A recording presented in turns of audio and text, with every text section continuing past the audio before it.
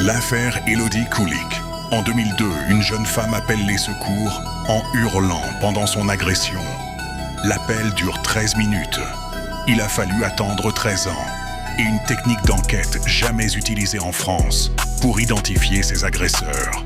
Élodie Kulik, 24 ans, disparaît dans la Somme en janvier 2002 après avoir quitté une soirée. Son téléphone reste connecté avec le service des urgences par erreur pendant son enlèvement. Les secours entendent tout en direct, 13 minutes d'agression, sans pouvoir identifier sa position à temps. Son corps est retrouvé brûlé le lendemain dans un champ. L'enquête patine pendant des années. Aucune piste sérieuse.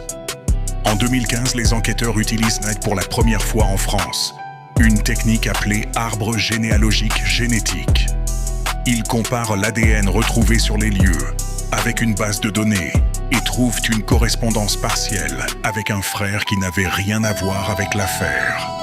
En remontant l'arbre familial, ils identifient son frère, Willy Bardone. Bardone est arrêté en 2016, 14 ans après les faits. Il finit par avouer et dénonce son complice, un ami nommé Grégory Wiart, décédé dans un accident de moto en 2003, un an après le meurtre. Cette affaire a changé la criminalistique française. C'était la première fois qu'un coupable était identifié grâce à l'ADN d'un membre de sa famille qui n'avait commis aucun crime. Aujourd'hui, cette technique est utilisée pour rouvrir des centaines de cold cases en France. Et tout ça est parti d'un appel de 13 minutes que personne n'a pu sauver. Tu connaissais cette technique d'enquête par arbre généalogique? Ça te paraît une bonne ou une mauvaise idée pour la vie privée? Dis-le en commentaire et propose la prochaine affaire française.